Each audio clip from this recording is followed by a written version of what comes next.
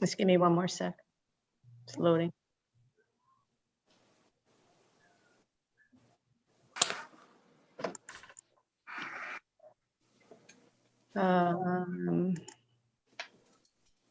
Okay, you are we're recording to the cloud and we're live on YouTube. So, and you have enough members for quorum. So you're good to go. I'll let people in as they try. You're good. And it's 7:30. Okay. All right, Sharon, thank you. Just before I get started, no Joel and no Bobby Kiokio Not yet. I'm here. at this point? Oh, I didn't see Bob come in. Bob's Hi, Bob. So Hi, here. you Terry. see Bob's here. Helen and Perry right now? No, Bob is here. Bob is here. Oh, good, good, okay, all right, then we'll get Sorry, rolling. I didn't see him come in. It's You're okay. just missing Joel. That's it. All right, so we'll get rolling then, and when Joel comes in, just let me know and I'll acknowledge that. All right, good evening, ladies and gentlemen. Welcome to the January 20th, 2021 meeting of the Danbury Planning Commission. We will open by taking the roll call. Mr. Urice has not yet checked in yet. We'll call him absent. Ms. Hostetter? Helen? Oh, you're still muted, Helen. You're muted, Helen. Here. She is. Mr. Kiokio? Here. Mr. Sylvain? Here. Mr. Renz is absent. Mr. Haas is absent, and Chairman Finaldi is here. So we will not seat any alternates. And again, Sharon, let me know if and when Joel chimes in. Okay. Before we go to the acceptance of the minutes, I will just briefly go through some issues with regard to the fact that this is a virtual meeting, and in particular, this meeting has a new public hearing, so it'll be a little longer. As a reminder, this meeting of the Danbury Planning Commission is being held on Zoom as a virtual meeting. Even though this meeting is a virtual meeting, members of the public and interested parties continue to have the opportunity to participate in the meeting in a couple of different ways. You can participate via Zoom and see the audio and the video, or you can call in by phone and participate via audio only. Just a heads up, if you call in, we may have to mute and unmute you, your phone rather, to avoid an echo. Instructions on how to participate in the meeting appear on the City of Danbury website, and all of the documents and materials that apply to the matters to be discussed during this meeting, including the agenda, are also available on the City of Danbury website. And again, as a reminder, this entire meeting will be posted on and can be seen on the city's website later. We will follow the agenda as per standard practice. If prior to the meeting any questions or comments on agenda items were submitted via email to Sharon Calitro, those comments will be read during the appropriate portion of the meeting. Since there is a new public hearing tonight or a continuation, we'll just proceed as follows. We'll try to make this as orderly as we can. The first thing we do for a new public hearing is allow the applicant to make their presentation. Once that's completed, we'll ask the commission members to allow the commission members rather the opportunity to ask questions. And we ask the commission member to use the raise hand function on Zoom when doing so. So I would prefer that the questions be asked after the presentation. Of course, if you want to ask one during, just use the raise hand function. Sharon, I'll let me know if that happens. So after the presentation and after the questions from the commission, we will allow the public to speak. I'll ask those speaking in favor to speak first, and then I will call the opposition. Again, if you're participating via Zoom, please use the raise hand function. If you're calling in, Sharon will call on you either by name or by phone number, and in all cases, please state your full name and address when called upon to speak. All votes will be conducted via a roll call vote. And again, since the technology is still new to us, some glitches do sometimes occur. Please be patient if that happens. Okay. With that said, commission members, the minutes of the January 7th meeting were previously distributed. Unless there's any comments or corrections, I will entertain a motion to accept those minutes. So moved. Second. Motion made and seconded to accept the minutes of January 7th. Is there any further discussion? Hearing none, I will try your minds. All in favor signify, no, I will not try your minds. I will not try your minds. I will take a roll call vote. A yes is in favor of acceptance of the minutes. A no is not in favor. Ms. Hostetter, Yes. Mr. Kiokio, Yes. Mr. Sylvain, Yes. and Chairman Finaldi votes yes. The minutes are accepted. Thank you.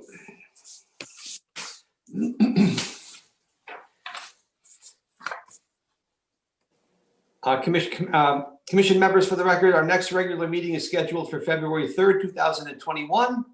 And with that, we will move to our first public hearing this evening. Item 1, Newtown Road LLC, Maria and Manuel Andre, Manuel Neves Gouveia Marquez, and Antonio Mendez Gouveia Marquez. Application for special exception site plan approval for child daycare center in the CG20 RA8 zone, 36 Newtown Road, 40 and 42 Newtown Road, Whitney Avenue, K13188, K13180, K12255, K12254, special exception 780. I will now read the legal notice that accompanies this application. Legal notice, application to be heard by the Planning Commission at public hearing in a web-based meeting hosted on Zoom on January 20th, 2021, 7:30 p.m. Agenda to be posted will include instructions to access the Zoom meeting and application materials. Pursuant to Executive Order 71, Section 19C, notice is hereby given that the following application will be heard. Public hearing 1, Newtown Road LLC, Maria and Manuel Andre, Manuel Neves Gouveia Marquez, and Antonio Mendez Gouveia Marquez. Application for special exception site plan approval for child daycare center in the CG20 RA8 zone, 36 Newtown Road, 40 and 42 Newtown Road, Whitney Avenue, K13188, K13190, K12255, and K12254. Special exception 780. Arnold E. Finaldi Jr. Chairman, posted on city website and sent to town clerk on January 6th, 2021. Commission members, the materials related to this application were all distributed via links on the website. Hopefully everybody had a chance to take a look at those. With that said, is there anyone wishing to speak in favor of this application? Mr. Chairman, if I may, Neil Marcus, Cone Wolf, PC 158, Deer Hill Avenue in Danbury, on behalf of the applicant. Please. This proposal, as you've indicated in your legal reading of the legal notice, involves a building of a child daycare center on the site, which many of you might know as Manny's Auto Parts, which existed at this location for many, many years. The property is unique insofar as it's located in two zones, which of course gave Jennifer and I a little bit of agita when we first looked at the application. The bulk of the property on Newtown Road is in the commercial zone, but the property down on Whitney is in a residential zone, and but both zones allow for the use of the property as a child daycare center. It's basically would fall into the same use as a school for that matter. But the proposal, which I'm going to turn over to our site engineer in about a minute, is to completely rehab the property, to take down the existing commercial building, the old auto parts, and the houses that are next to it, and come up with an entirely new building. And having said that, I see that Matt Robillard is on the Zoom. I'm going to remind you to take your mute off because I see it's still on, and I'm going to ask him to run you through the site plan as it's proposed. Thanks, Neil. Appreciate it. Always have to be conscious of the mute buttons on these virtual meetings now. I think it happens at least one time a meeting, guaranteed. So again, as Neil stated, I'm Matt Robillard. I'm a licensed professional engineer in the state of Connecticut. I work with BL companies.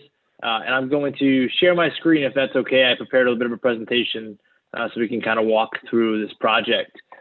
Neil kind of oversighted the project very well, as you know, where the location is. So like Neil had stated, this is the old Manny's Auto Parts in here. And this also includes this property, which is the residential lot around the back here. So it includes these lots, which I kind of highlighted. So that's kind of the general area of the property as Neil described. And as he mentioned, uniquely, one of these lots is in a residential zone compared to the rest, which is in a CG20 zone. So when we switch over to what the site plan is, which was everyone's interested, it's a 10,000 square foot building.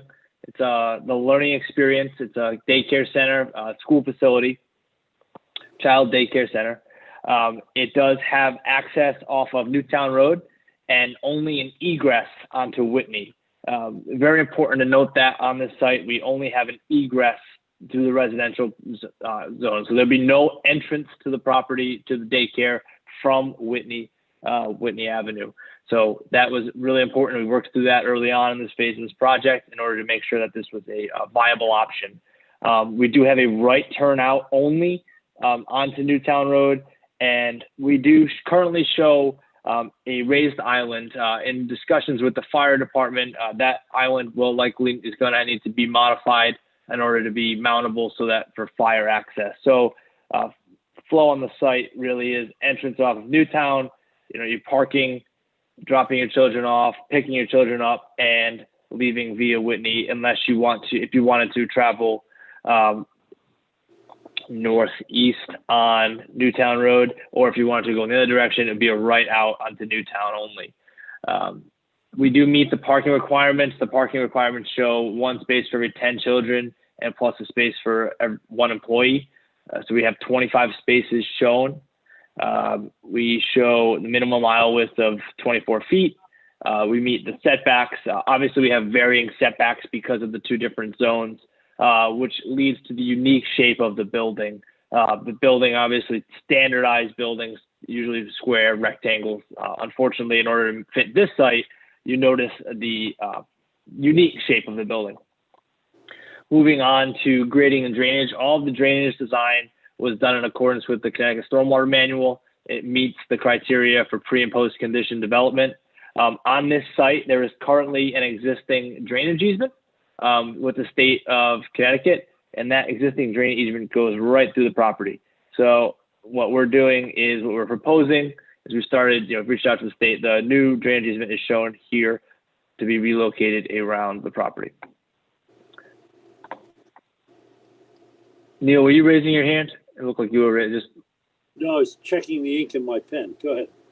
No problem. Just making sure. I saw the hand go up. So the drainage, again, designed. We do have underground detention system in this location here. That underground system does have an O&M requirement, operations and maintenance manual, that will be provided. Meets the standards for the state of Connecticut. All the drainage will be contained. So the pre-flow leaving the site matches the post condition. So we do not have any more water leaving the site now than currently exists today. Moving on to utilities, will be a sanitary line, a water line. And so we do know that there was a question about food preparedness, if that does come up. The meals are prepared and warmed. They're not cooked on site, so they are just warmed on the facility. They are not a full operating kitchen at this point, at this daycare center, excuse me. Erosion and sediment control.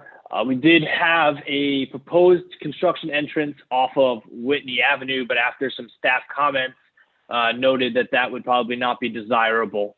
So we certainly have no disagreements with removing that entrance and utilizing Newtown Road for an entrance, which would have construction entrances, a material stockpile location, meeting all of the E&S guidelines for the state of Connecticut. We did have a landscaping plan prepared. We did receive some comments on streetscape, some planting comments regarding street trees, which we'll be incorporating. Generally speaking, we have to have islands and trees. We have different types of maples, dogwoods, different type of shrubberies shown on the property. Happy to go into more detail if anyone has questions on that.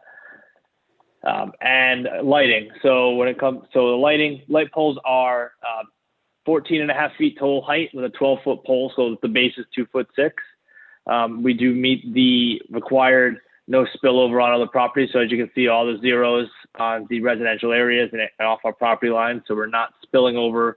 So the residences will not be affected by any type of lighting that is proposed. That's my brief overview. Happy to answer any questions and however I can help. Any questions at this point, commission members? Any questions for Mr. Robillard? I guess we're okay at this point. We've gone, if I'm back on, it's Neil Marcus again. We've gone through the reports from the various departments from the city. And I think, subject to Jennifer's comments to the contrary, if she has any, I think we've tried to address all of the issues that were raised or concerns or questions that needed to be answered. But again, this is not a very large project that's proposed. It's a small site. It's on a well-traveled road, but it is I believe it's going to be a terrific upgrade to the site because we're going to have a new, more modern-looking building. You have we've submitted with the application the typical facades from the architect. The architect does concede that the unique form of this building will slightly change what the facade is, because what you're looking at is a rectangularly shaped building. But as Matt pointed out, because of the unique problem that we had with setbacks being in two different zones, we actually had to make this building, I think, more interesting. He called it unique, but it's different.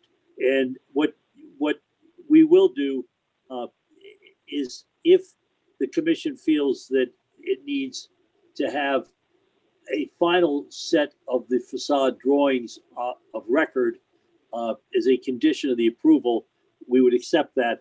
The applicant was a little hesitant to go out and specially design the stock building to renovate their stock building until they had an indication that it was actually going to go forward and be built on the site. So it's a little bit of the chicken and the egg. We think you get an idea from what we've submitted what this building will look like, but it will be on the footprint that was just explained by Matt. So it will have a slight differential, not significant. Other than that, we have, the applicant would rest at this point, listen to questions, comments from the commission and the public. But I think you have a complete application on a job, on a site that that is pretty straightforward. And as usual, I've got to, my clients would never be happy if I didn't say, we're always in a rush to get moving on this project. And if we get our approval process done quickly, these guys will actually break ground, and that property will be significantly improved and rehabilitated from what's there right now. Thank you, Mr. Chairman, members of the commission. Thank you. Thank you. Commission members, any questions for Attorney Marcus or Mr. Robillard at the present time? Okay. Is there anyone else wishing to speak in favor of this application? Anyone else in favor? Yes, sir. I see a hand. Is it John Esposito? Yes. You have to Yes, unmute. sir. Chairman Finaldi, how are you this evening? Doing well, thank you. And again, state your name and address for the record, if you would. Yes, I will. My name is John Esposito, 44 Fairfield Avenue. I'm also the city councilman for the 4th Ward, of which Newtown Road and Whitney Avenue are within. I appreciate the presentation given by Mr. Robillard. Sorry if I messed up your last name, sir.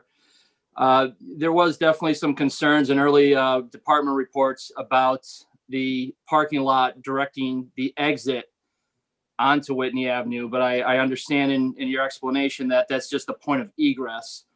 I would like for you to elaborate on that. Where is it a one-way in and out parking lot, or is the entrance from Newtown Road also going to operate as an exit? I'd like some clarification on that, if you would, please. Certainly. I'm going to reshare my screen again, just for clarity. And I'll just one more time explain this. So the entrance off Newtown Avenue will operate as an entrance and an exit. When leaving the property, you will not be able to turn left onto Newtown Avenue if you're leaving from this exit, from this entrance and exit off of Newtown Avenue. However, you will be able to leave if you wanted to travel in this direction, if you wanted to travel northeast, north on Newtown Avenue, you would leave. Only can you leave from this side. You can't enter. You can only leave here and you could take a right, and then at that stop sign, turn left onto Newtown Avenue. I have a better understanding of what you're talking about now. Now, I've spoken to residents that live on Whitney Avenue, and they have concerns. I know you just mentioned that you'd have 25 parking spaces, but I also noted in a report that you could expect up to 500 students. Is that accurate? 500 students is not the number that I have. I'm going to pull up the email right now. That would not work for parking. Just give me 1 second, and I will pull up the exact number, because I don't want to be on the record of not giving you the correct numbers. No, certainly, I appreciate it. Sorry, I don't have the report in front of me. I'm throwing that number out Okay, there. so I'm sure I'm wrong. Absolutely. So the occupancy based on this building was a test fit to fit 90 children and 15 teachers and staff. When we change the size of the building, the maximum occupancy would be 90 children and 15 teachers and staff, with that not being, that's a full school. Obviously right now schools are kind of full, and it's a hot commodity. I know myself, looking at schools right now for the first time, I know it's hard to find some availability. So a maximum occupancy of 90 and students and 15 teachers and staff. Okay, that's pretty good. But even still at 90 students, a maximum occupancy, I have a concern, when it comes to these special exception site plans, when there's a residential neighborhood adjacent, people are gonna probably be leaving out onto Whitney Avenue, and I understand the need to, but I would really appreciate it if there could be an effort made to keep people exiting onto Newtown Road as much as possible. I don't know what needs to happen so that you have the ability to make a right-hand turn out of the exit onto Newtown Road. I don't know if it's a matter of widening the driveway there, but my concern is that on Whitney Avenue, I know it's a very narrow road, and also the road out leading around the corner of it is also narrow, and with people parking on the side of the streets. I've driven down there myself, and I don't know if there's going to be school buses coming out of this facility or not, but I know that might end up being a little bit hazardous, especially if some residents are trying to back out of their driveway, and maybe there's a line of traffic waiting to make that right-hand turn off onto Newtown Road, because that's a pretty heavily trafficked area as well. So I think that could present some problems for the residents on Whitney Avenue and that surrounding neighborhood as well. So, I would ask that the Planning Commission, try to rectify that exit issue and try to expand that driveway if possible, so that there could be a left and a right-hand turn out on the Newtown Road. Generally, I have no problem with this development. I think it's an excellent facility. Definitely I have young children, everybody needs a daycare facility, and the more, the better. But I've spoken to some of the residents, and that's the major concern onto Whitney Avenue there. But thank you for your answers there. I do appreciate it. Thank you, Mr. If I can add, Just I want to add real quick.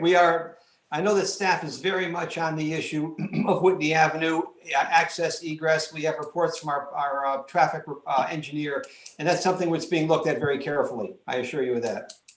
I appreciate it. Councilman Farley stands up. I know, but Jennifer wants to comment on Mr. Esposito, and then we'll move on to Councilman Santos. Go ahead, Jen. No, Mr. Chairman, I just wanted to make sure I have a letter that was submitted via email that needs to be read into the record as well. So once everyone's done, I just want you to keep in mind, I have one letter to be read. Okay, I will be sure to remember that. Is there anyone wishing to speak in favor of this application? Is that Councilman Santos' hand up? Please proceed. Yes, good evening, Chairman Finaldi. It's good to see you. Attorney Marcus, good to see you, my friend, and Mr. Robillard, thank you for your presentation.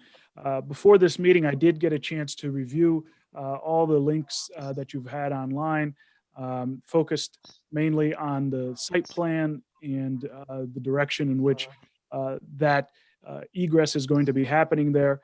And then I also took a deep dive into the departmental reports. I have spoken to many residents from the area of Whitney Avenue. As you all know, Newtown Road is already a very traveled road there. As by the report, you've got about 19,000 daily cars trafficked in the area there. And Whitney Avenue is much slower than that. They're used to a quaint neighborhood as they go Do I down. need a password or on- something? As they go down on East Broad Street there. So the residents of that area are logically concerned with this egress coming out. I believe at one point it was supposed to be an ingress and egress, and now it's just the exit. I am a proponent of smart business growth in the area, and I think that this specific property has been a bit of an eyesore for quite some time there. So this will be a major upgrade to the area, especially being in a daycare facility. In Danbury, we have a lot of children who need facilities. I'm a father. I have children that would utilize a facility like this, especially in the Fourth Ward. It's good to have another facility like this. But I would urge that the Planning Commission does continue to analyze that egress into Whitney Avenue there. I get the concern with the traffic coming out on Newtown Road from the facility, making that left-hand turn there. But it's really almost the same thing as if you're doing it from Whitney Avenue. So I would just beg the commission and the commission members to please take a look at that.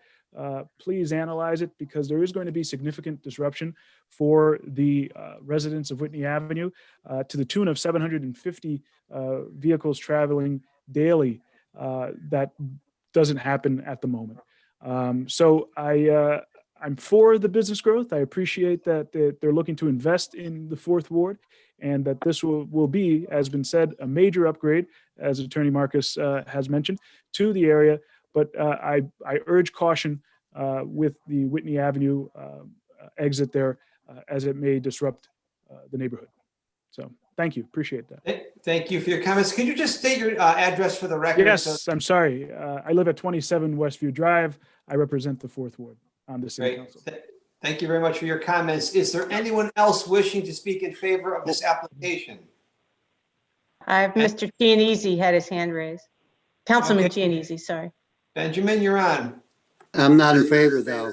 No, well, then wait till I call the opposition then. I usually go 3 times before we switch to the All right, I'll hold. opposition.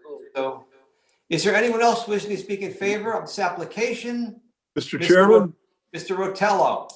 Yes, I'm kind of on the fence on this one, ambivalent, but really what I have is a question. It's just a quick question to staff. I know that RMF 8 allows daycare. I don't have my book in front of me. I was curious as to without a special exception, I was curious as to the status of allowing daycare in the commercial zone. Is that special exception, or is that just allowed outright? That's the only question I have. Thank you. Go ahead, Jen. Mr. Chairman, the use daycare is a special exception use in both zones.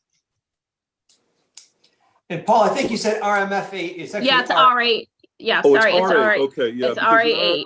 Yeah, it is allowed in RMF 8. Okay. I got No, that. no, I no, didn't- no. Mr. Chairman, if I can clarify, the Please. back parcel on Whitney Avenue is zoned RA8, and daycare facilities are a special exception in the RA zone. And the front portion that fronts Newtown Road is located in the CG20 zone, and it's a special exception use in the CG20 zone as well. Okay, so I will speak on the opposite side then. Thank you, Mr. Chairman, when that comes up. Okay, is there anyone else wishing to speak in favor of this application? Anyone in favor?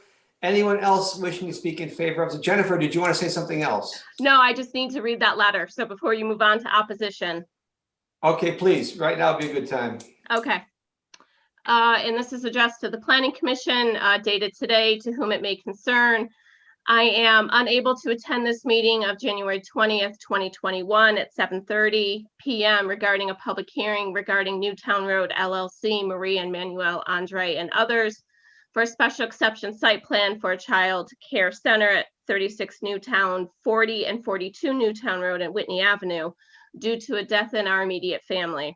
My concern is that the proposed properties abut my residence at 4 Whitney Avenue on 2 sides. One along the side, Whitney and Newtown Road, the side is affected by 150 feet, and 2, the rear by 50 feet.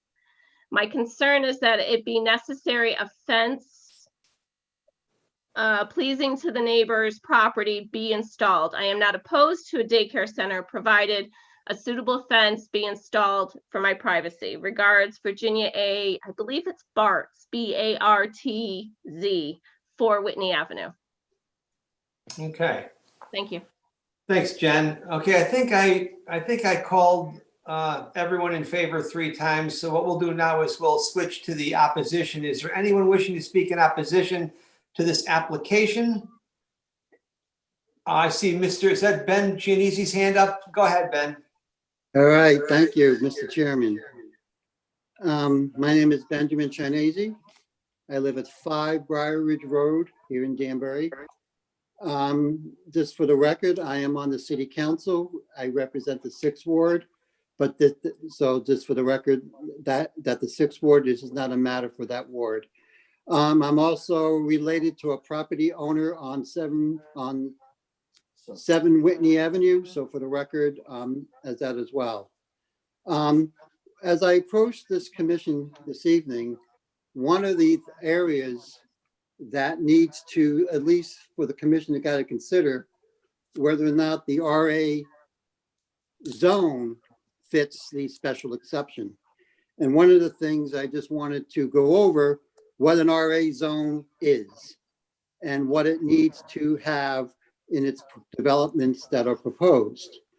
One of the things that it does need to meet, that the proposal is appropriate for the residential neighborhoods. That's one of the basically the purpose of the intent of an RA zone, that the application is appropriate for the residential neighborhood.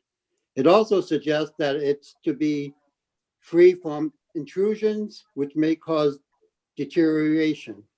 It also needs to provide for proper daylight, ventilation, quiet, and privacy. So those items need to be considered when you adjust whether or not a special exception actually fits the zone itself. Well, and even though it's allowed as a special exception, it also needs to fit those criteria as well. When you look at the special exception within the zone, as indicated in Jennifer's report, one of the things that the special exception, the RA 8 zone, has to be that it deals with is that the vehicle access into the site shall be provided solely from a collector or arterial street. Well, as again, Whitney Road is a local road.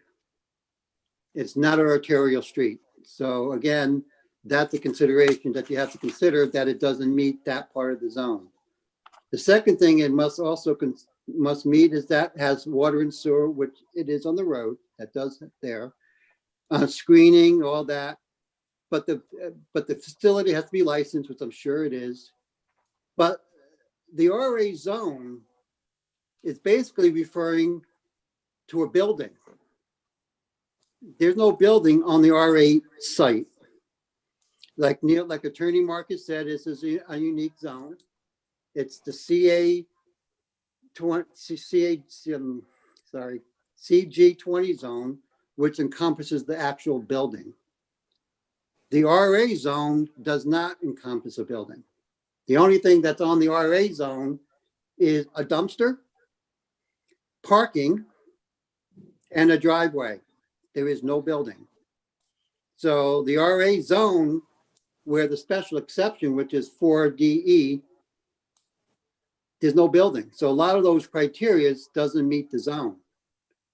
It also says that there shall be no parking permitted between the principal building and a public street. So which means there's no parking along this driveway. But if you look at your proposal, there is parking in the RA8 zones, which is not allowed according to the special exception of the zone. If you keep going down there, it also says that the minimum lot area for a child care center, not a school, which was mentioned by one of the applicants there, they called it a school. It's not a school because a school is another set of requirements. It says you need at least 1 acre. This lot is 0.19 acres. It's a less than a quarter acre lot. So again, it doesn't fit the zone. So for this to be an in the RA8 zone for a child care center, it doesn't qualify in my opinion. According to those setback rules, there's no building. This doesn't say in here about having a parking lot. It doesn't say in here having a driveway only. So again, it does not meet those requirements according to the zone itself.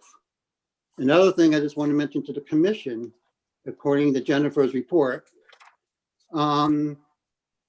is she also mentioned that she made a comment that she recommends that the site plan for the 4 parcels be combined into 1 parcel. Well, that'll be true if we were the same zones. They're not. A CG20 zone cannot be combined with an RA8 zone without at least going to the zoning commission to ask for that change, and that'll be a zone change, in my opinion. And it also can construe to a spot zoning if it were to be, so, which is of course not allowed. I have spoken to Corporation Counsel in the city of Danbury and asked them that very same question. And he recommended that I request that a formal opinion be requested for whether that can actually occur within that zone.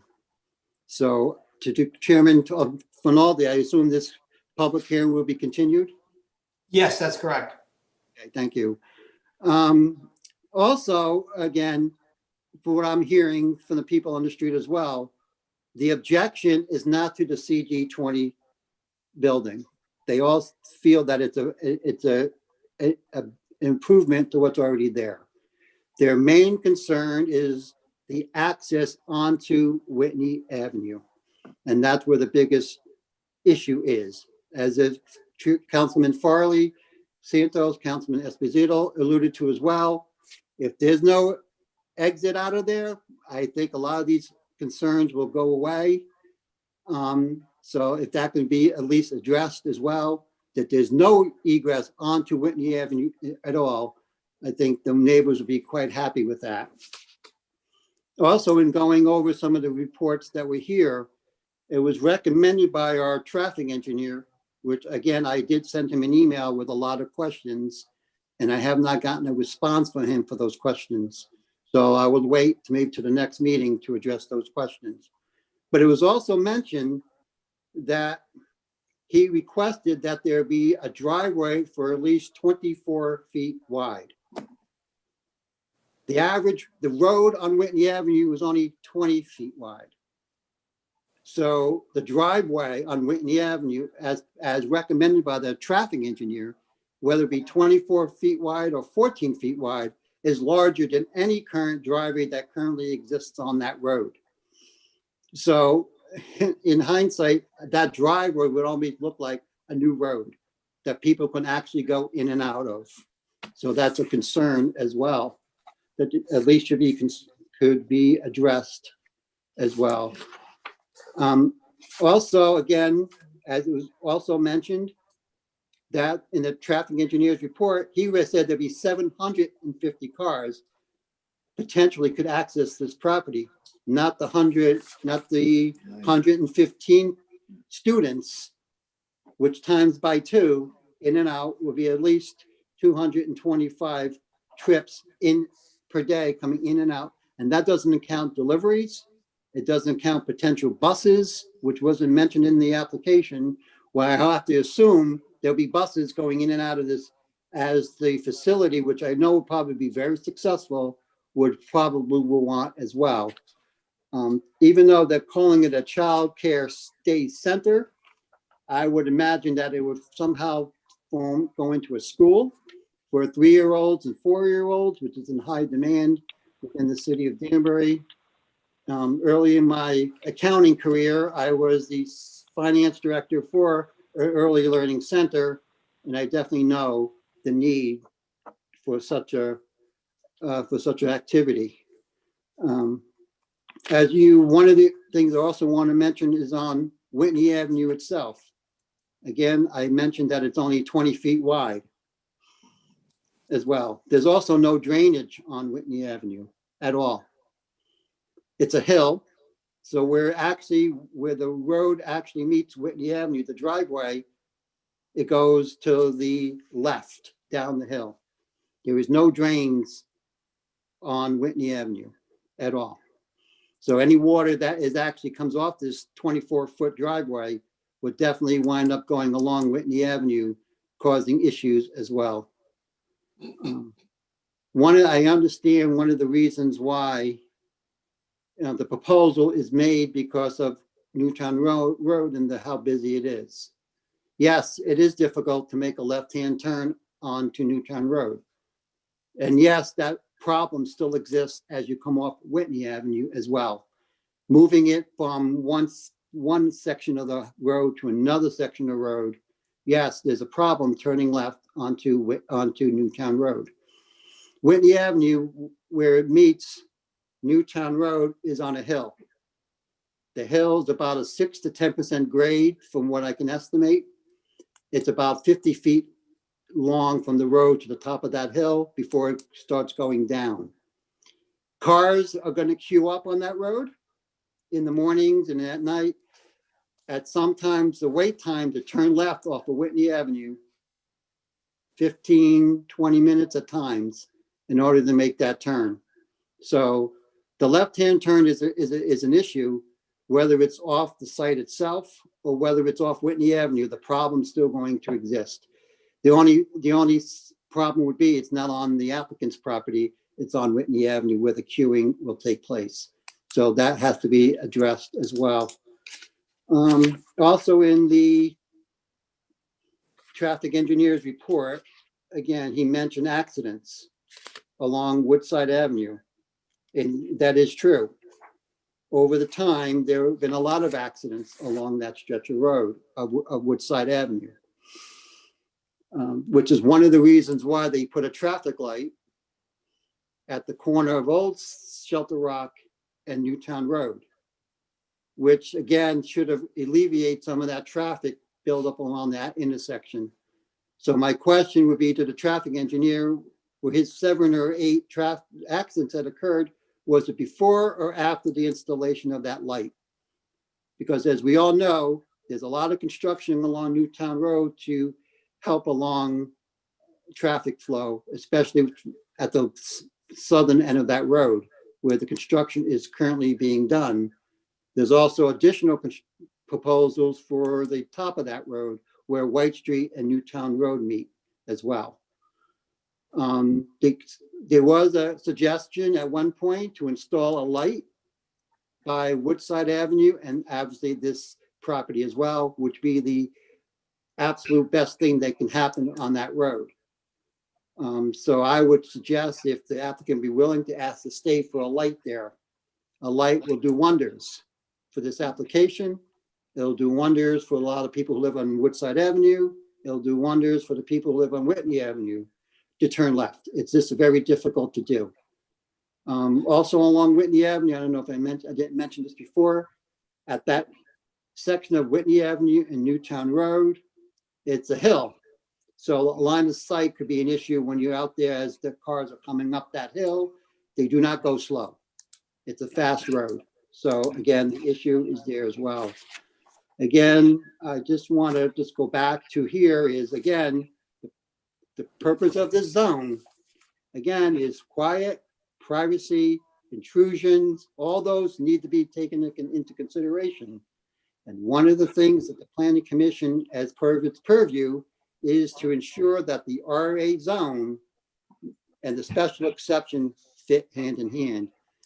And I think that needs to be considered as we move forward with this. Again, I'm not objecting to the actual application itself along Newtown Road.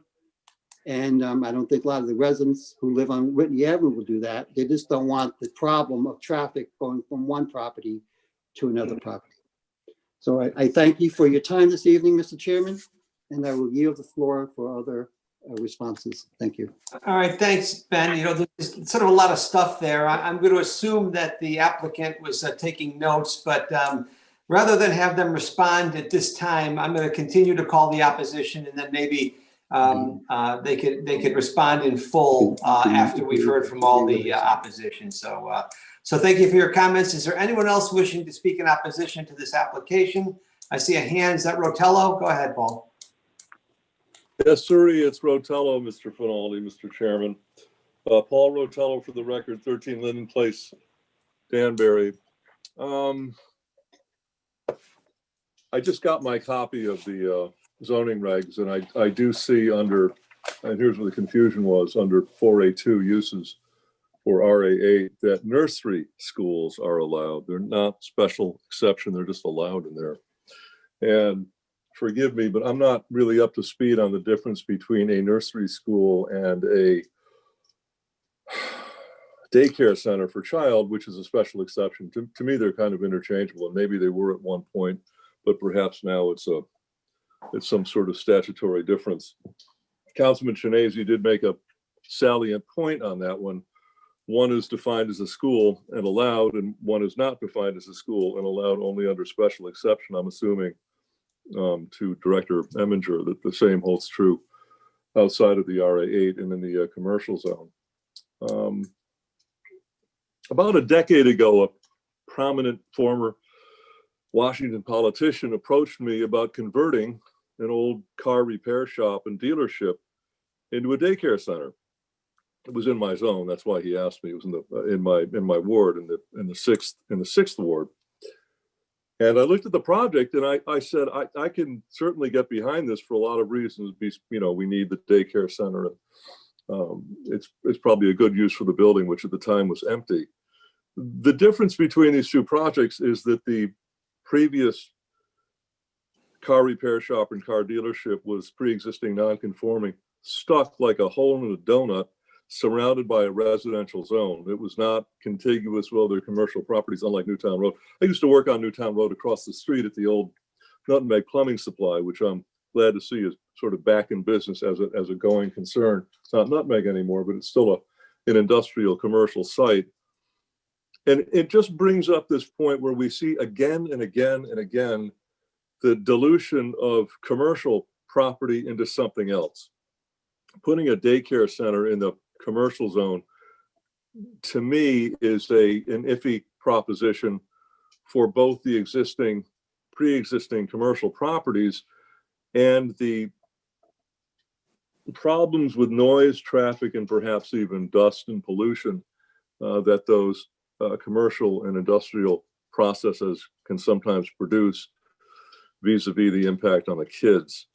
But certainly once you start diluting that with residences and schools and daycare centers, it becomes pretty hard to put another industrial site adjacent to that without getting complaints from the interloper per se.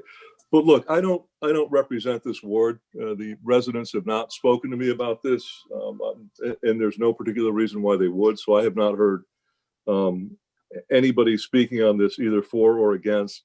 And I'm not going to presume to say to you that I know what's best for that ward. It may be that the residents, because this is contiguous with a residential area, may favor a dilution of the commercial site to something approaching a school because it has less impact on their lives. I don't know about that. I'm simply saying from a wider, zooming back a little bit, or maybe even a lot, from a wider point of view from Danbury, I again always remind the Planning Commission and the Zoning Commission to take very seriously any particular proposal that removes high-paying jobs from a commercial zone and replace them with something approaching a residential zone or something a lot more sensitive, because once we've done that, it has a tendency of having a domino effect. Thank you for your time. Thank you, Mr. Chairman. Thank you, Mr. Rotella. Is there anyone else wishing to speak in opposition to this application? Anyone in opposition? Anyone else wishing to speak in opposition? Mr. Chairman, Mr. Case has his hand raised. Okay, please, again, state your name and address for the record.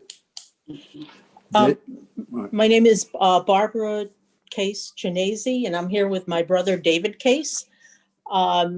We are co-owners of 7 Whitney Avenue in Danbury. And just to reiterate what everybody has said so far, the exit onto Whitney Avenue, the extra traffic would be tremendous for a small neighborhood road, 20 feet max in width. If you have cars parked on both sides of the street, you can't even get down the street, which is currently allowed, parking on both sides of the street. And again, if you make a right-hand turn out of Whitney Avenue to make a left-hand turn onto Newtown Road, it would be a backup, a disastrous backup all the way down Whitney Avenue. So I just wanted to just reiterate what has been said already.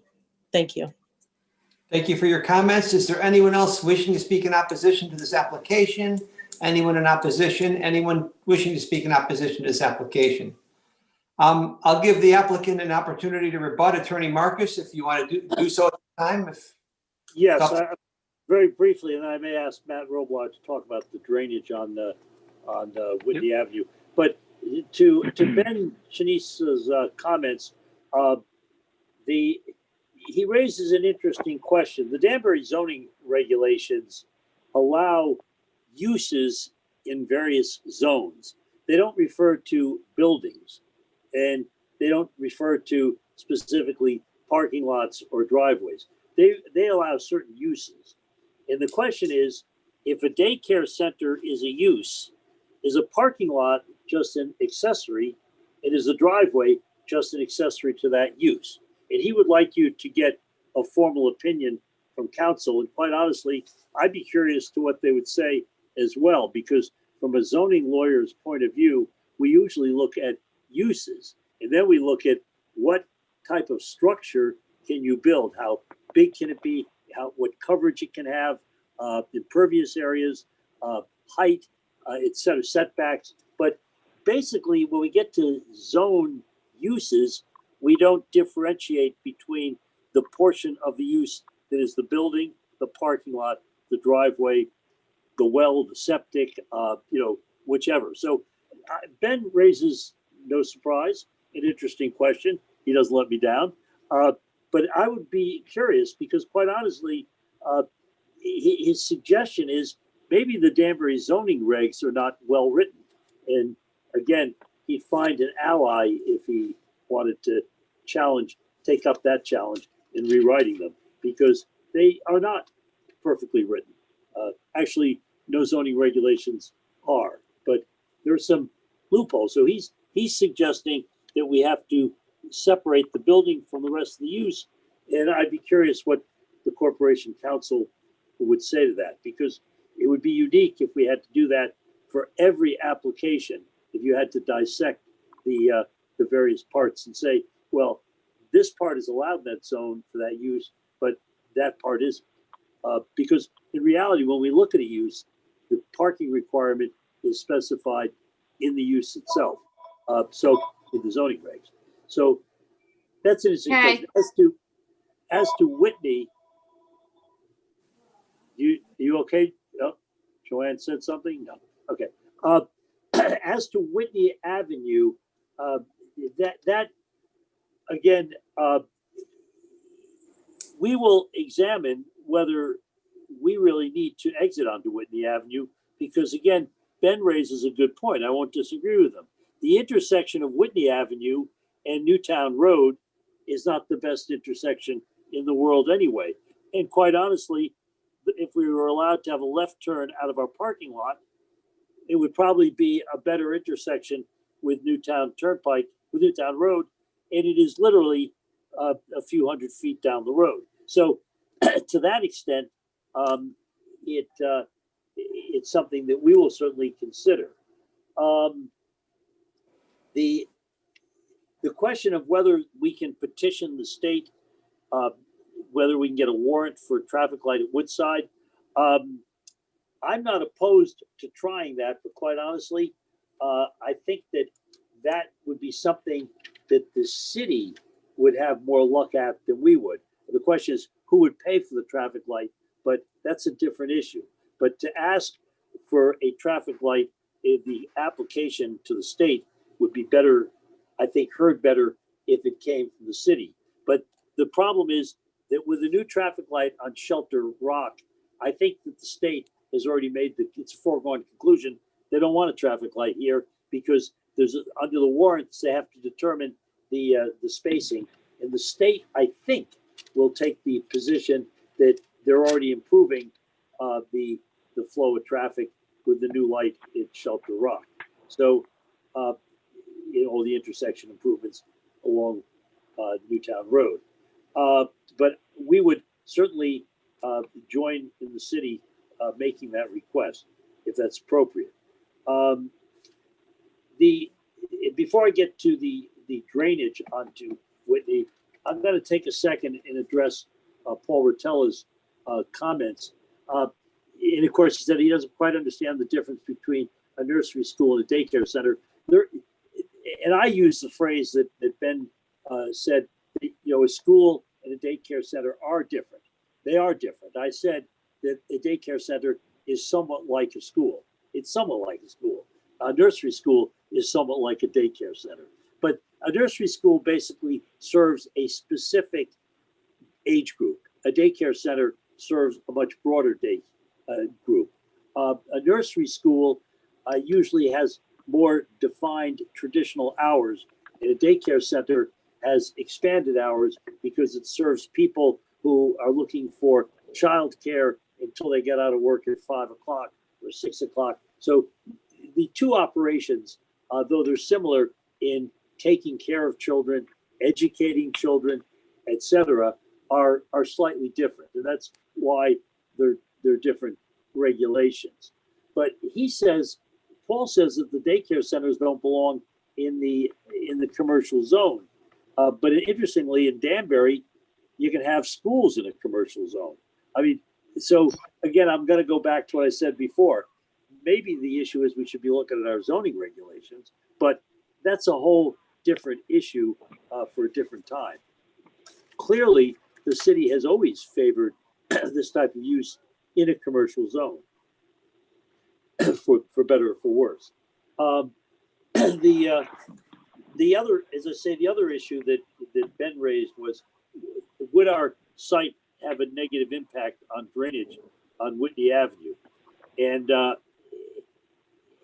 before I do that, I'm going to say that one of the things that is apparent here is that the zone line between the two zones is somewhat artificial, insofar as there is no house on the applicant's property in the RA zone.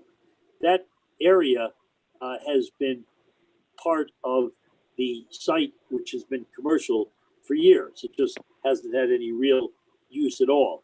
As you'll see, that if you were to put the RA property into the CG zone, you would have a more, actually getting towards more of a rectangular shape of the zone, because the property to the east of the subject property on Newtown Turnpike, as you can see from the zoning map, is also in the CG zone.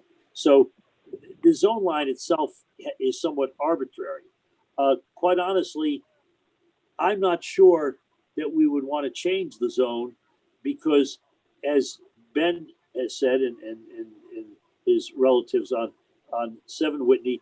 Whitney Avenue itself is, it needs improvement. But of course, to the extent that Whitney Avenue serves CG property up to the intersection, and to the extent that the use that's proposed is allowed, the improvement of Whitney may fall in the hands of the city. That's under the Buttermilk case, which says that when property is zoned, there's an expectation that the city will provide the infrastructure to allow the reasonable use of that zone. So I'm not suggesting that that's going to happen here, but I will tell you that if you listen to Ben, his points are well made, and we ought to consider whether the city should in fact be improving Whitney, because right now the people on Whitney are complaining about it's not wide enough and people park on it. And here it is abutting our property, which can be used for a daycare center for the special exception, and abutting other parcels that are on the corner, which are in the commercial zone. So he's suggesting issues here that I think go way beyond what his intention is.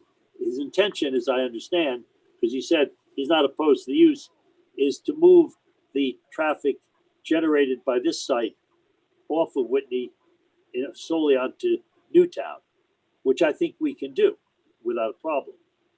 But I will also point out that the traffic that's being generated from this site is actually significantly less than other commercial uses might be. So, it's more defined.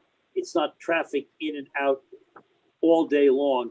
It's usually traffic in the morning and traffic in the evening and a little bit in between. So it's for purposes of the people using Whitney Avenue, if we were to use it, it would have a little less impact because it would be under more defined times during the day and not really all day. So having said that, we will take a look at this with Jennifer and with Abdul and see what we can do.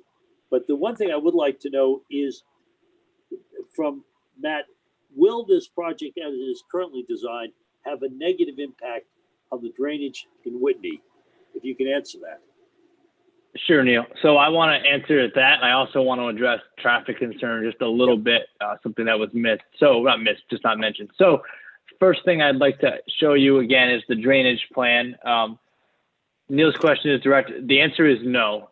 The answer is that there is a very small area that will actually drain onto Whitney Avenue, and that area is highlighted, highlight right here. Anything past these catch basins here, this is all that would reach Whitney Avenue's water. Any drainage, any rainfall, that's it. The rest of this would flow down.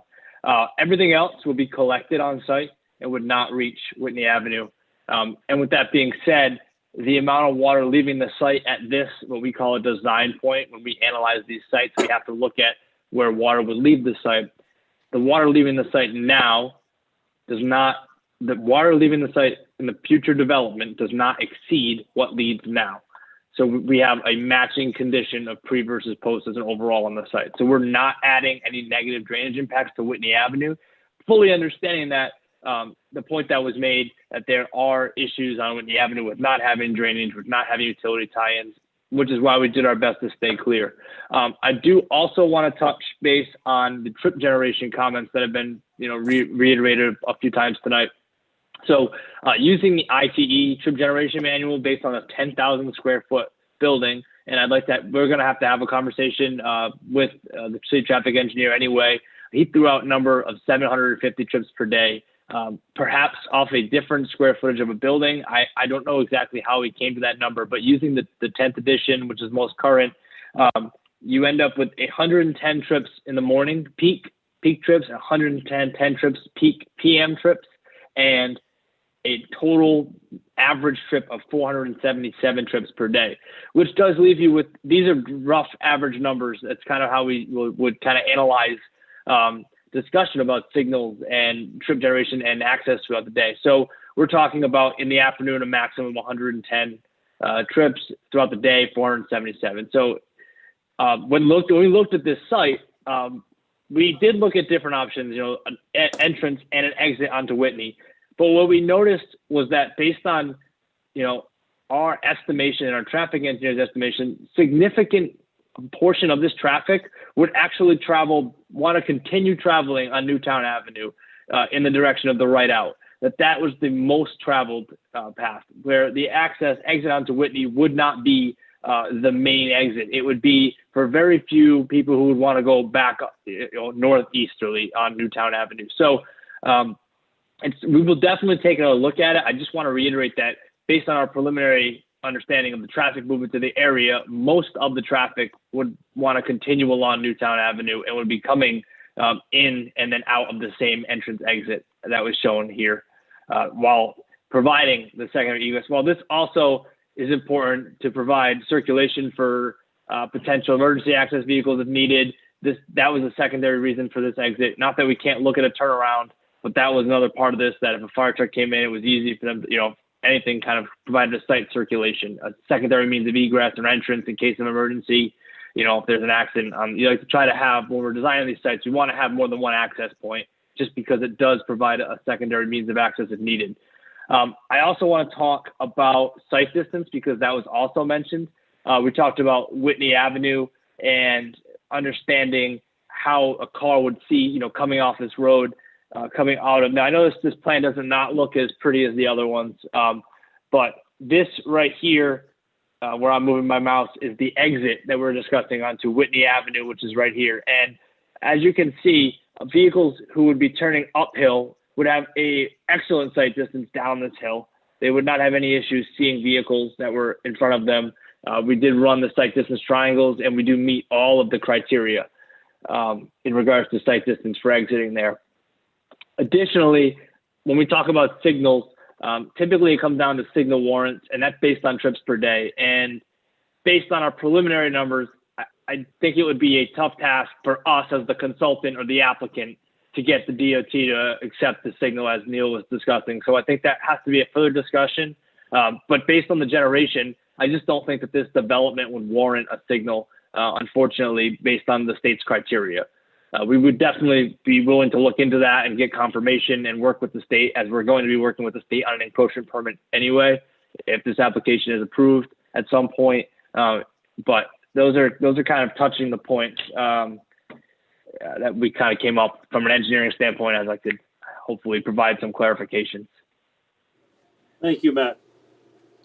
Mr. Chairman, that's all that we have. Obviously, we're going to wait now for an opinion for the Corporation Council and some further discussion with the city traffic engineer on these issues. But the refreshing thing about the opposition and the questions from the councilman to who spoke on the favorable side is that at the end of the day, most everybody agrees that this is a good use.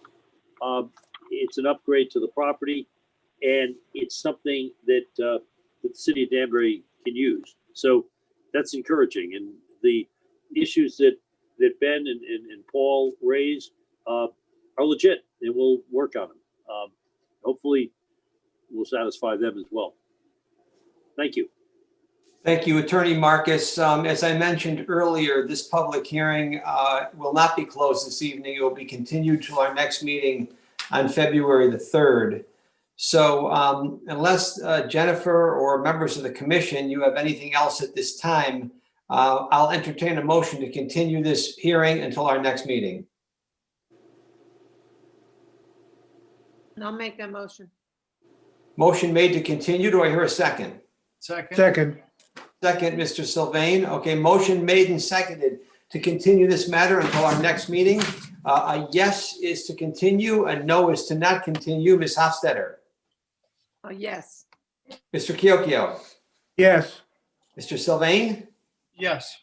And Chairman Finaldi votes yes. This matter will be continued until our next meeting on February the 3rd. Thank you. And my clock says 8:39. Let's just take a quick break. Let's reconvene at 8:45. 5-minute recess. Thank you.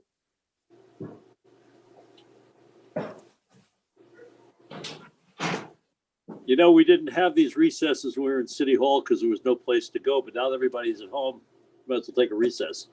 We're pretty much recessed already. I mean, I'm sitting here We're in my still living room. recording, everybody. We're still Yeah. recording and we're still live.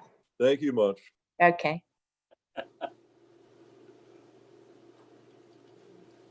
Hey Sharon, it's Perry. I just wanted to let you know I was in the meeting yesterday, by the way. Came in about 15 minutes late. Oh, okay. Were you on a phone? Yes, that was me. Okay, okay. We'll make note of it, Jen. Jen will make Yeah. note. We'll Thank you. we'll make sure that it's reflected that you are in attendance. And Perry, it's up online, so if you want to watch it, you can, Perfect. I do. Thank you. beginning part, okay. It was a Awesome. really good meeting. It was. Thank you.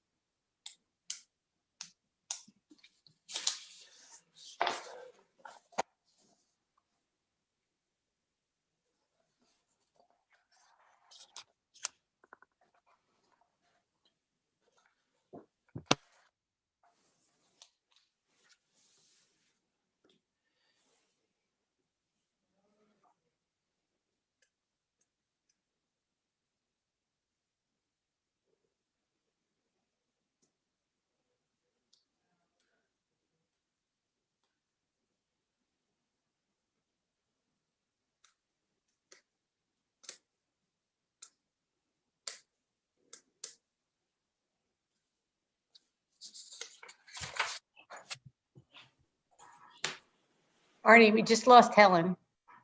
Hmm, I'll let you know she comes back in. I mean, you have 3, but just as FYI. okay, hopefully she'll log back in.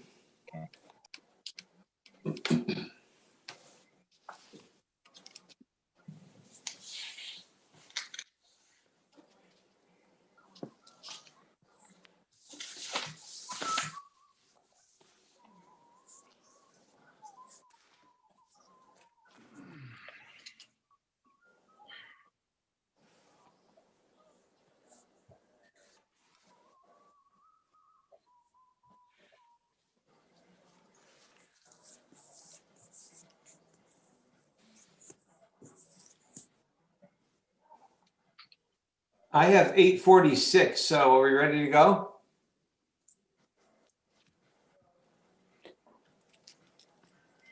You're still good. She's just not back.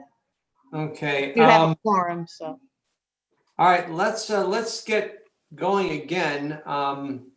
We seem to have lost Helen Hofstadter, but we will I'm sure she's trying to get back in. So I guess we could get started.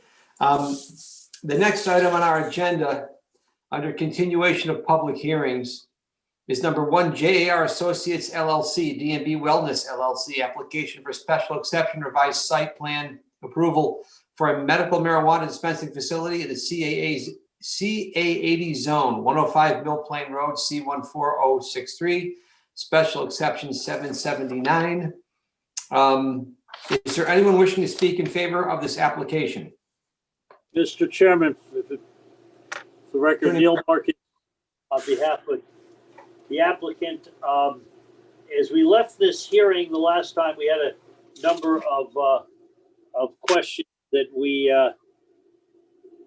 had to answer dealing with some modifications to the site that came out of various reviews by the city and the staff. So I think at this point, you all, I'm not going to reiterate the history of the project and the history of the site itself.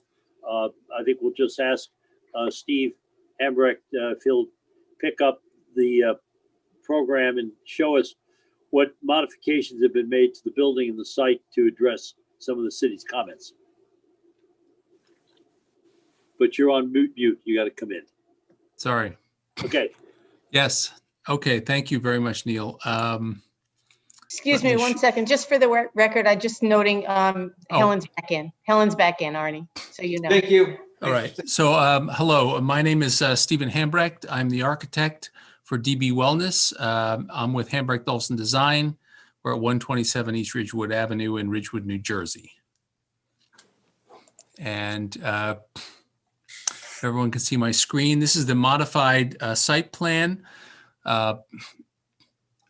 based on the actual site, which we do not have access to an area that was previously shown in our site plan, which was part of a parking area over the cemetery at the rear of our property. So in this instance, we've redesigned the existing site plan to show 16 parking spaces, 1 handicap accessible parking space.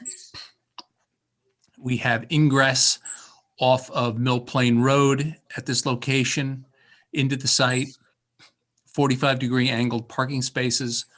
Then the traffic continues along the back of the site. And then the egress from the site is at this location, which is all existing. So the ingress and egress is existing based on the comments from the site engineer and the city individuals. We've added concrete sidewalks to accommodate the extension of the sidewalk from the neighboring property across our property.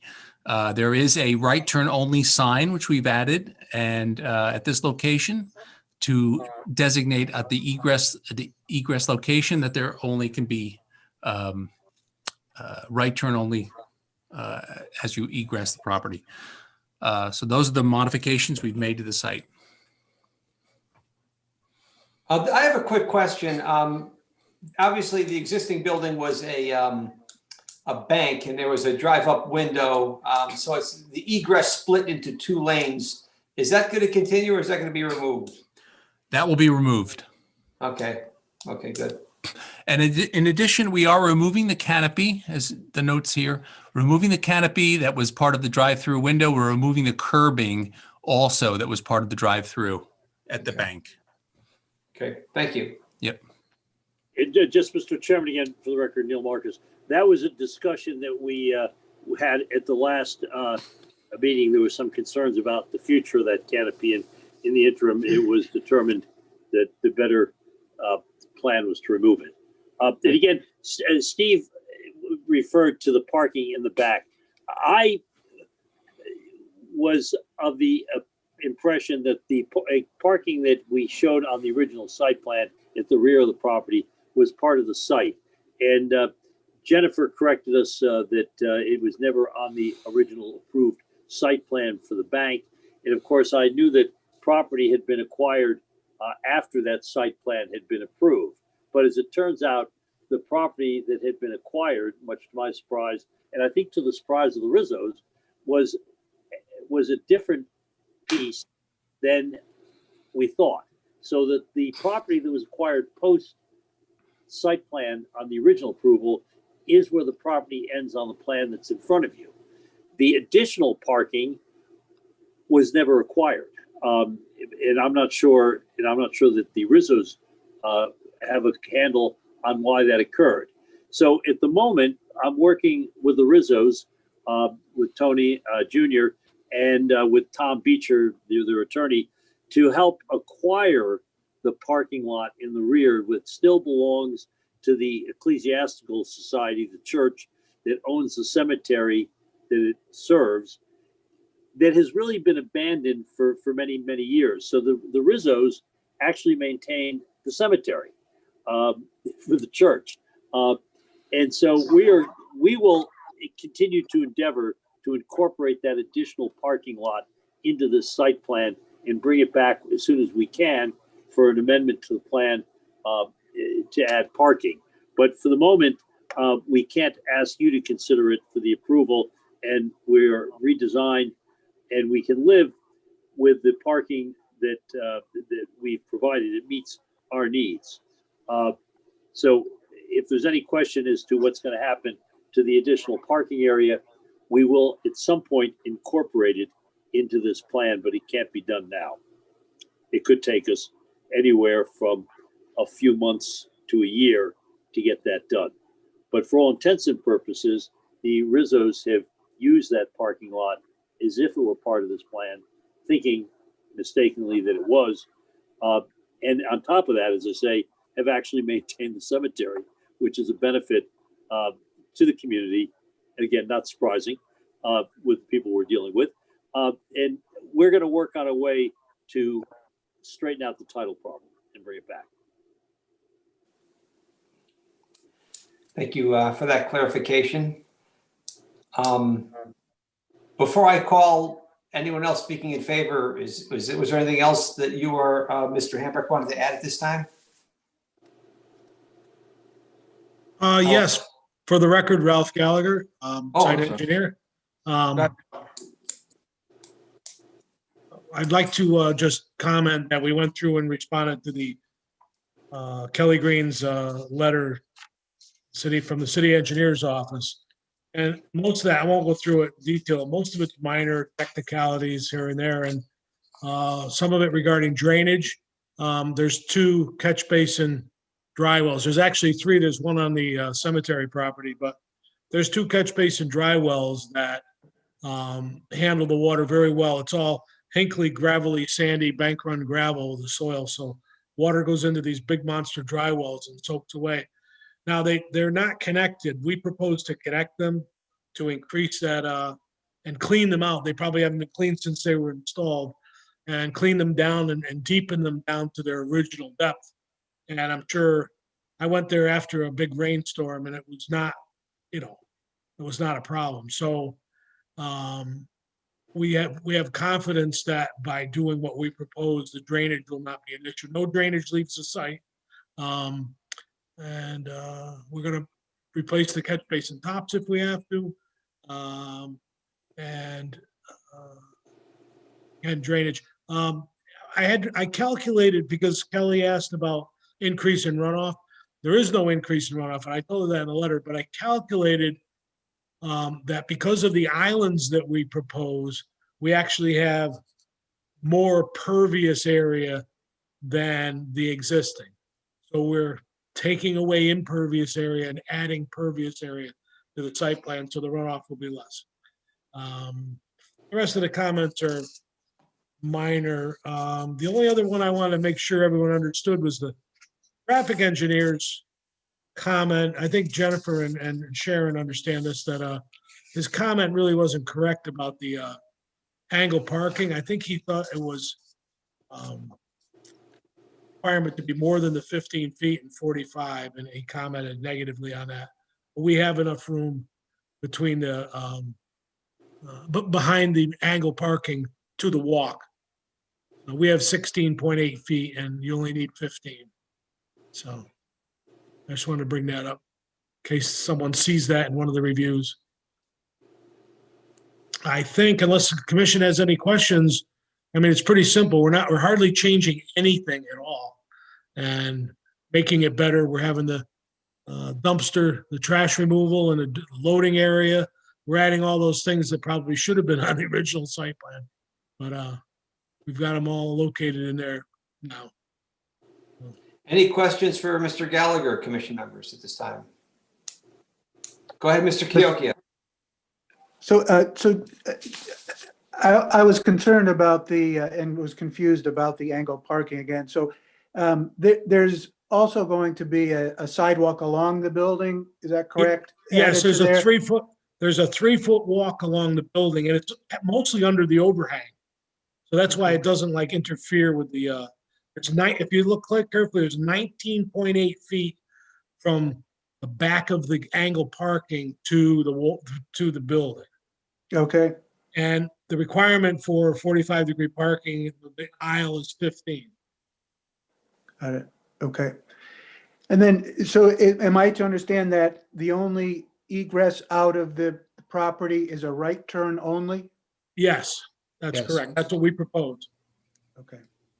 I mean, I left there, I went there a couple times, and one of the times I went there, it was not a lot of traffic, but it was, a medium amount of traffic.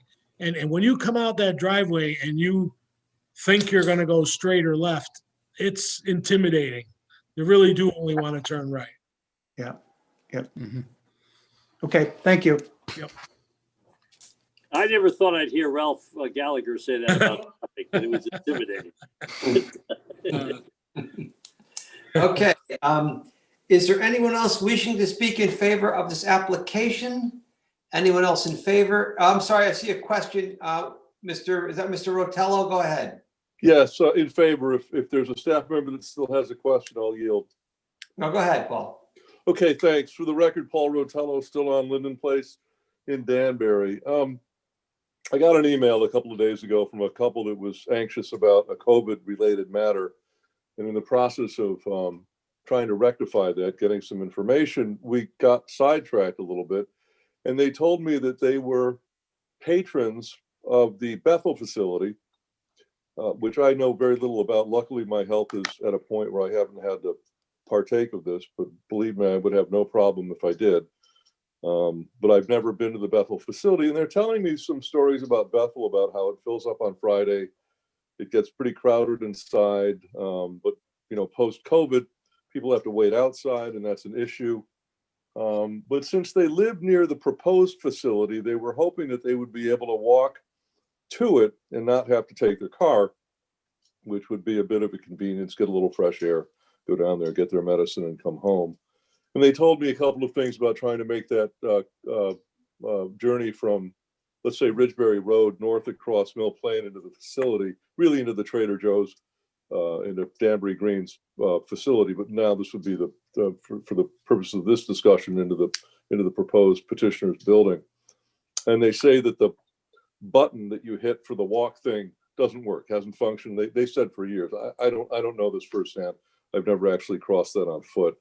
But that's something I think that should be addressed and looked at. But I think the larger issue here, I don't think there's going to be a lot of people crossing Mill Plain to go to this facility on foot.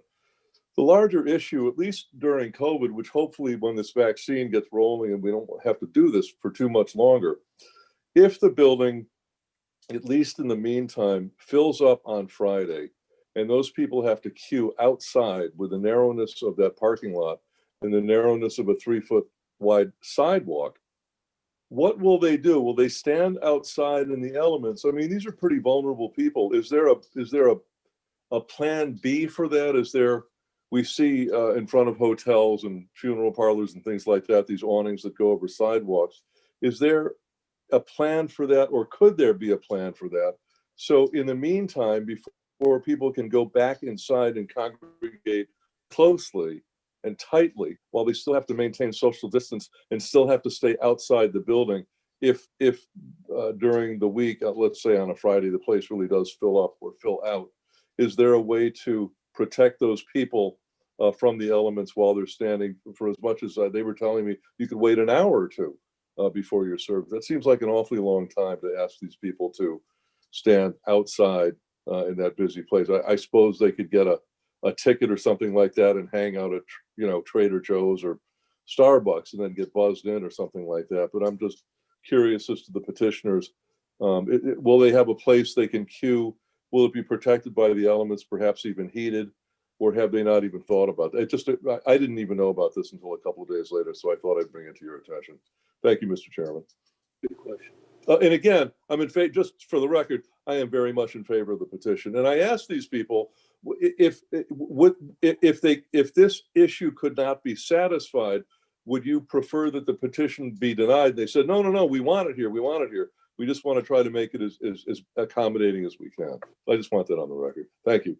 Okay, I'm going to let the applicant, so I'm going to call the rest of in favor, and then I'll let the applicant respond to that. Is there anyone else wishing to speak in favor of this application? Anyone else in favor? Mr. Perkins? Is that you, Dwayne? It is. Thanks, Mr. Chairman, commissioners, petitioners, and the public. I know today is a big day. A lot of work has been done, and this is probably the beginning of on a pathway towards federal, litigation.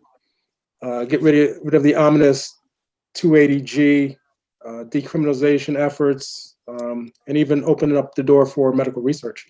My question was going to border on what Councilman Rotello said, but what I want to know, just out of curiosity, is would home delivery be any part of this particular application at any point, or is that a whole other topic? What I will do, Dwayne, is I'll take Paul's question and your question. I got them written down here, and I will have the applicant respond after I call all the in favor.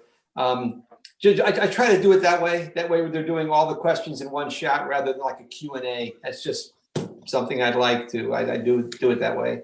I do appreciate it. I'm interested in the response. No problem. I think I see a hand from Mr. Esposito. Go ahead, John. Thank you, Chairman Finaldi. I just want to express Your name and address. We got to do the same stuff. State your name and address for the record. Sorry about that. I forgot about that. Yes, John Esposito, 44 Fairfield Avenue. I just want to express my support for this proposal. Especially with everything going on with the pandemic. I know a lot of folks, residents, constituents, friends, families, neighbors that are on prescription medication and often have bad reactions to it with side effects. So I know with medical marijuana, it could definitely be beneficial, as an option or an alternative in some cases.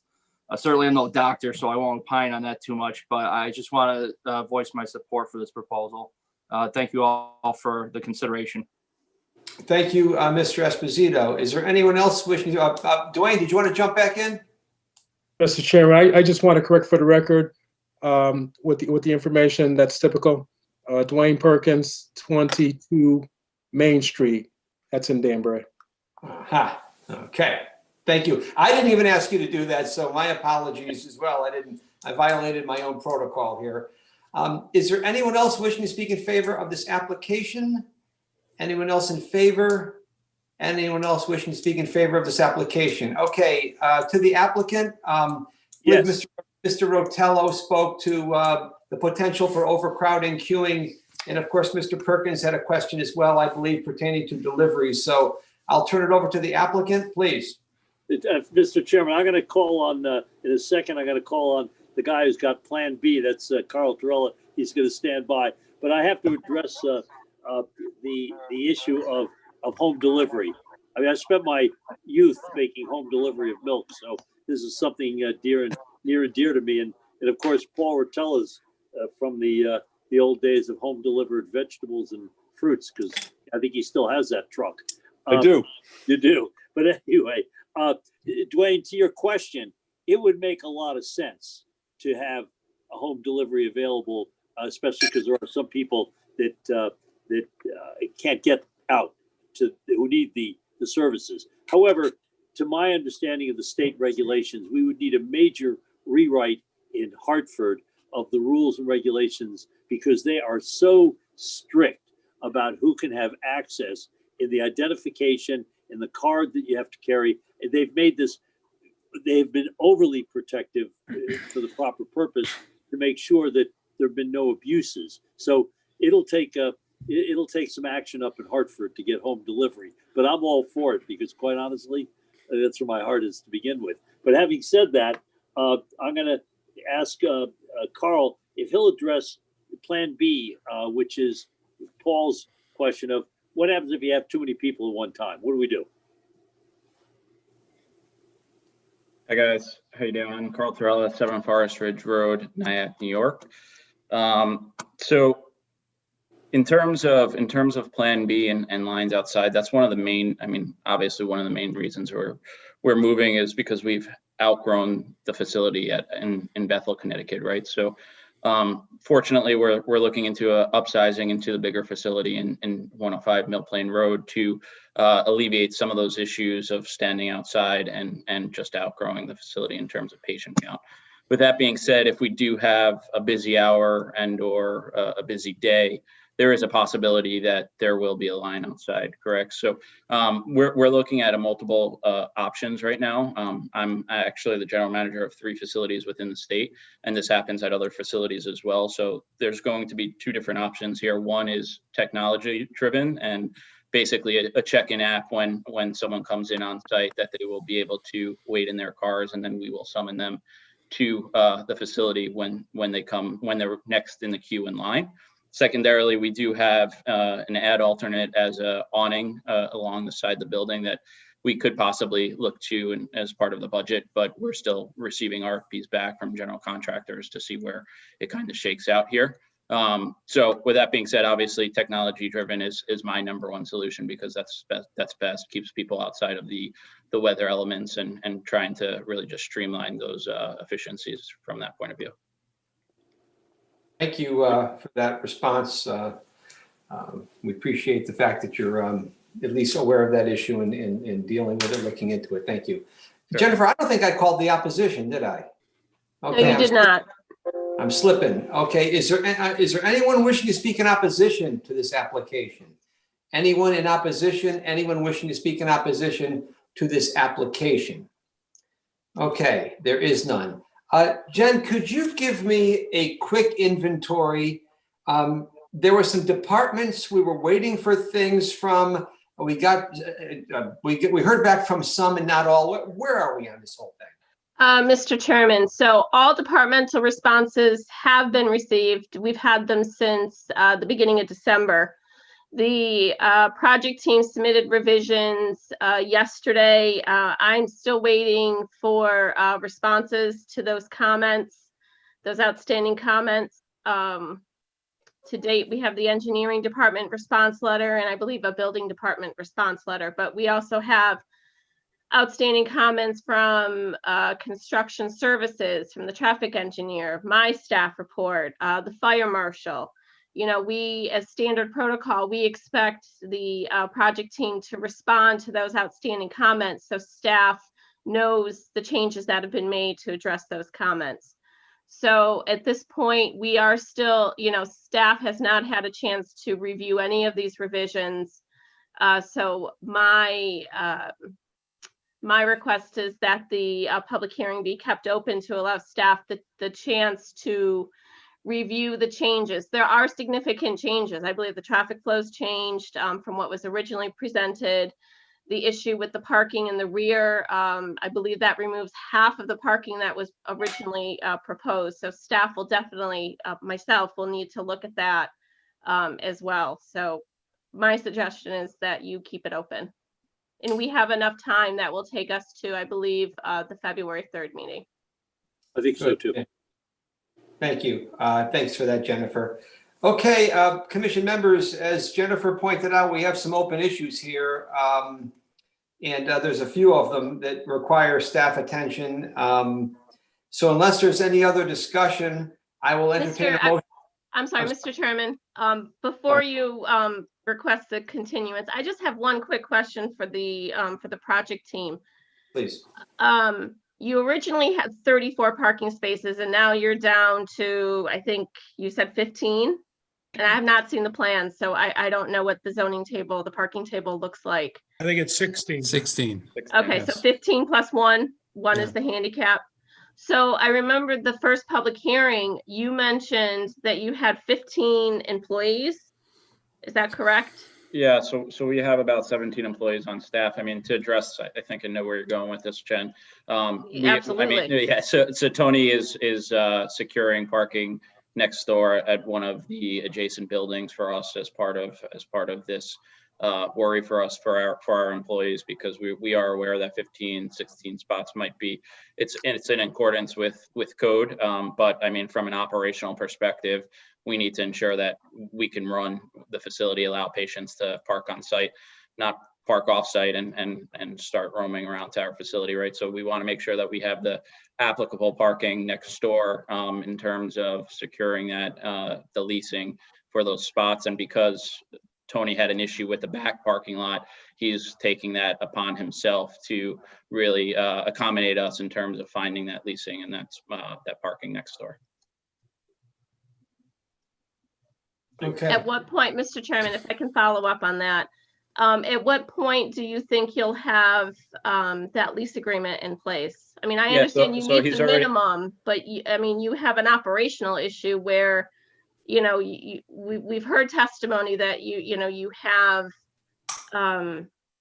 you have wait times and, it exceeds, what you have available. So and again, I need to take a closer look at this, but I think having that lease agreement in place is crucial to how this site functions and to ensure that there is not vehicles queuing into the right of way, which is, again, that is within the purview of the zoning regulations. So I guess it would be my position, and I'll certainly consult with city staff, but I think that lease agreement should be in place.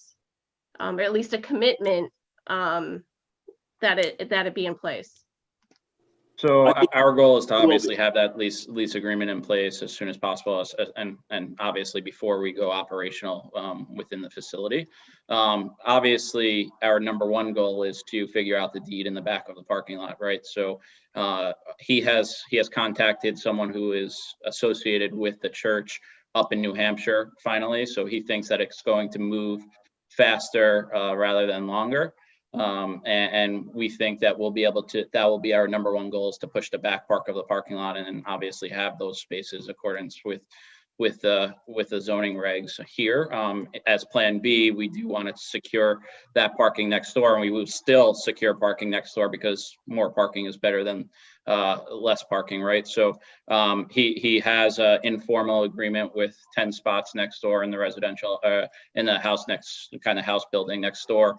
If you're looking at 105 Mill Plain Road to your right, that he has spoken to the owner. So it's an informal, not formal lease agreement yet. I mean, if that's a requirement, obviously we will share that with Tony and make sure that it's in place. Thank you.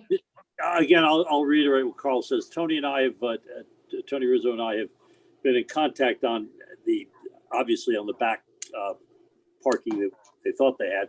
And I think he's actively talking to Jeff Ryer and knows that we need to secure parking for the employees off-site. So we'll have that. But interestingly enough, there's a Connecticut adverse possession right, which really does actually apply to that back parking lot, because for more than 15 years, the Rizzos have operated that back parking lot under the mistaken thinking that it was their property. So one way or the other, they will acquire that, but they'd prefer to be able to find the church and make a purchase as they have in the past. But that parking lot will become part of the site in a matter of time. Thank you. Thanks, Jen. Good question. Thank you for that. Commission members, unless there's anything else, I will entertain a motion to continue this matter until our next meeting on February the 3rd. So Mr. Chairman, I'll make the motion to continue this to the next meeting. Who made, I'm sorry, who made that motion? Bob? Okay. And who's the second? Perry. Perry seconded. Okay. Thank Motion made. I'm sorry. Motion made and seconded to continue this until our next meeting. Again, a yes is to continue and no is not to continue. Ms. Hofstadter? Yes. Mr. Kiokio? Yes. Mr. Sylvain? Yes. And Chairman Finaldi votes yes. This matter will also be continued until February 3rd. Thank you all very much. Thank you, Mr. Chairman. Thank you, members. Thank you. Thank Thank you. you. Have a good evening. Thank you. Commission members, we're not done just yet. We have one matter under referrals. And I will briefly, I'll read it to you. 838 referral. I'm sorry, I'll skip the one. You see the one that's recurring, the one for BRT Scottsett LLC. That will be discussed at a separate meeting, at a future meeting rather. But item 2 under referrals is an 824 referral, January City Council agenda item number 5, lease agreement for Tango Yankee LLC DBA Business Aircraft Center. There was a departmental report for this matter dated January the 14th, drafted by Jennifer. And Jen, would you care to comment on that? Yes, Mr. Chairman. So as you can see in my staff report, this is a airport lease agreement with Tango Yankee LLC doing business as Business Aircraft Center. In this lease area is actually located, if you're at the end of, it's not technically called that, but it's Kenosha Ave Extension over where Engine 26 is. That entrance, right where the tower is, there is a aircraft hangar to the, I want to say the west of that is where these two, again, the lease agreement identifies them as parcel 1 and 2. They total approximately 7 acres in size. You know, we looked at, I looked at the language, especially as it applies to approvals and going through different city staff for review and the approval process. And we just had, and I noted it in the last part of my my report, the last paragraph, we just asked that council consider adding additional language to revise that one specific section, section 7.1, to make specific reference to written approvals by all appropriate city departments, agencies, and land use commissions that have jurisdiction. So other than that, we have no objection. Again, we just ask that it be subject to Corporation Council reviewing the terms as deemed appropriate by City Council and making sure that additional language is added. Thank you, Jen. Does anyone have any questions for Jen on her report? Hearing none, I will entertain a motion again for a positive recommendation subject to the terms that Jennifer indicated on her report. So moved. Motion, a motion has been made for a positive referral. Do I hear a second? Second. Okay, I just want to make sure, I think you stated this already, Arnie, but it's, you know, upon the requirements listed within the staff's report, about corporate counsel review and approval and any additional requirements therein. Okay, So- we'll be sure to bake that into your motion. So the motion has been made and seconded for a positive referral, again, subject to review by Corporation Counsel and the other issues highlighted in Jennifer's report. Is there any discussion? Okay, a yes is for a positive referral, a no is not for a positive referral. Ms. Hofstadter, Yes. Mr. Kiokio, Yes. Mr. Sylvain, Yes. and Chairman Finaldi votes yes. This matter gets a positive referral. Thank you, Jennifer, for your report. Thank you. There's nothing under no business correspondence. You can look at for reference only. I would comment that, what is it, on 9:20, we're not used to these meetings spilling over to the 9 o'clock hour. We've been spoiled, but a couple of more complicated matters came along and it's back to business. So interesting. I feel like I'm a little more tired. It went well, though, right? Went very well. Thank you. I think it did. I think it's okay as long as you spell out the rules of engagement before you start the public hearing and ask everybody to obey. And the truth of the matter is most of the people talking tonight were councilmen and council people, so they kind of know how public hearings work. So that was in our favor too. So all good. All right. Unless there's anything else, I'll entertain a motion to adjourn. I'll make that motion to adjourn. It's Bob. All right, I'll second. And made and seconded to adjourn. Okay, a yes is to adjourn, a no is not to adjourn. You're up, Helen. Yes or no? Mr. Kiokio, Yes. Mr. Sylvain, Yes. and Chairman Finaldi votes yes. This meeting is